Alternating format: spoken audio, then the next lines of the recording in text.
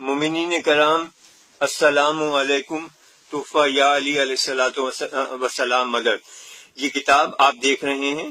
اس کتاب کا عنوان ہے امام جعفر صادق علیہ الصلوۃ والسلام پیشوا و رئیس مذہب. یہ کتاب پاکستان یا کراچی کی شائع شدہ نہیں ہے. یہ کتاب کی قیمت آپ کے سامنے آپ حضرات دیکھ رہے ہیں. اس کی قیمت ہے 150 ریال. یہ ایران سے شائع ہوئی کتاب ہے. اس پہ آپ نے دیکھا ہوگا یہ لکھا ہے جمہوری اسلامی ایران. اس کتاب کے چند صفحات کے چند سطور ہم آپ حضرات کی خدمت میں پیش کرنا چاہتے ہیں، جس سے آپ کو یہ معلوم ہوگا کہ اجتہاد و مجتہد کا کسی قسم کا کوئی تصور مذہب جعفریہ میں نہیں پایا جاتا. یہ آپ دیکھ رہے ہیں شہید متحری کا ارشاد.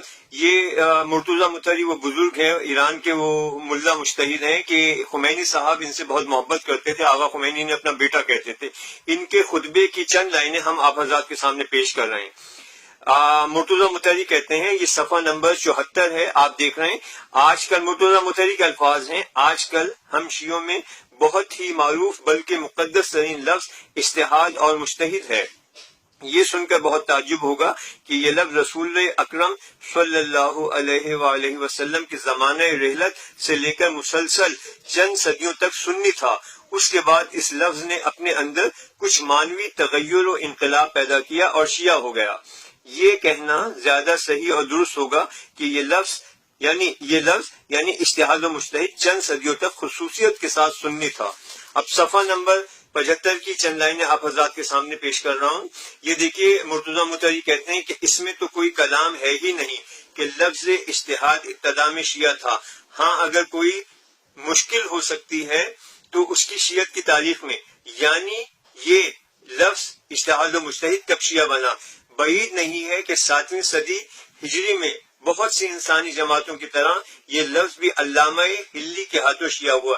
یعنی علامہ ہلی وہ مجتہد گزرے ہیں جنہوں نے اجتہاد و مجتہد کی بدعت کو قوم شیعہ کے اندر داخل کیا. مگر جیسا کہ اوپر اشارہ کیا جا چکا ہے، اس لفظ نے ایک معنوی انقلاب و تغیر کے بعد تشیع اختیار کیا ہے. اب آپ دیکھیں یہ ٹاپک ہے اجتہاد کی تاریخ افطار. اب ہم اس پہ گفتگو نہیں کرتے. اب ہم آپ کو 2 صفحے اور ذرا سا پھر آپ دیکھیے یہ شیعی اجتہاد کہ کس طرح سے سنیوں سے اجتہاد و مجتہد کا تصور لے کر شیعوں کے اندر داخل کیا گیا. اس کی میں 2-3 لائنیں آپ حضرات کے سامنے پیش کرنا چاہتا ہوں، جس سے آپ کو معلوم ہوگا کہ اجتہاد و مجتہد کا کوئی تصور فرقہ شیعہ میں نہیں پایا جاتا. اس کے بعد یہ صفحہ نمبر 90 ہے.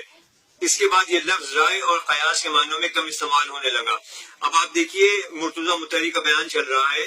یقیناً علماء شیعہ میں سب سے پہلے جنہوں نے اس لفظ کو یعنی اجتہاد و مجتہد کو دوسرے معنی میں استعمال کیا وہ علامہ ہلی متوفی 726 ہجری ہے.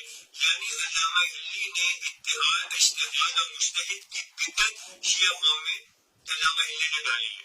انہوں نے اپنی کتاب تہذیب الاصول میں ایک باب الاجتہاد کے عنوان سے قائم کیا اور اجتہاد سے وہی مفہوم و معنی مراد لیے ہیں جو آج کل لیے جاتے ہیں. دیکھیں کتنا امپورٹنٹ لائن ہے. اب آپ دیکھیں یہی وہ زمانہ تھا جب لفظ اجتہاد نے شیعت کو قبول کیا. میرے بھائیو ذرا غور سے سنیے گا، یہی وہ زمانہ تھا جب لفظ اجتہاد نے شیعت کو قبول کیا، یا دوسرے لفظوں میں شیعت نے اجتہاد کو قبول کیا.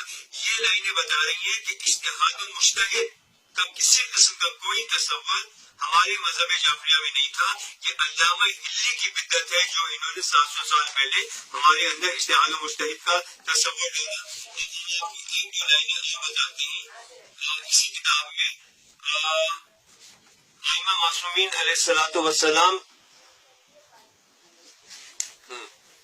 یہ دیکھیے اس کتاب کے صفحہ نمبر 76 پہ آپ دیکھیے.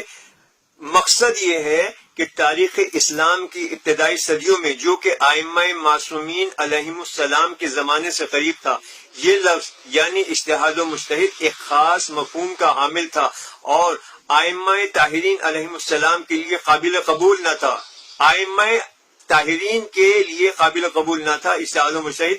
لہذا لازمی طور پر ان حضرات کی تعلیمات میں جگہ نہیں پا سکتا تھا، یعنی اجتہاد و مجتہد ائمہ معصومین علیہ السلام کے لیے نزدیک قابل قبول نہ تھا، اور لازمی طور پر ان حضرات کی تعلیمات میں جگہ نہیں پا سکتا تھا۔ اور جب تدریجاً اس کے مفہوم و معنی میں ایک تغیر پیدا ہوا اور فقہائے عامہ نے یعنی مسلمانوں کے فقیہوں نے اسے دوسرے معنوں میں استعمال کرنا شروع کیا، تو اس کے بعد اس لفظ نے یعنی اجتہاد و مجتہد نے قہراً زبردستی فقہ شیعہ میں بھی اپنا راستہ پیدا کر لیا۔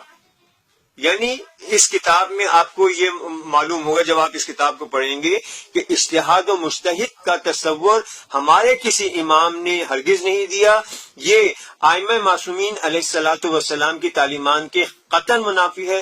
ہم کسی قسم کے اس سسٹم کو جو کہ ائمہ طاہرین علیہ السلام کے سسٹم کے خلاف ہو اسے ہم شیطانی سسٹم کہتے ہیں، اور ہم اس قسم کے کسی سسٹم کو قبول کرنے کے لیے ہرگز تیار نہیں ہے۔ درود و سلام ہو اللہ کے 14 پیاروں حضرات محمد و آل محمد علیہ السلام پر اور ان کے تمام دشمنوں پر، قاتلوں پر، چاہے وہ کسی بھی رنگ و روپ میں ہے، چاہے وہ کسی بھی شکل و صورت میں ہو، ان پر خدا کی لعنت ہو بے شمار۔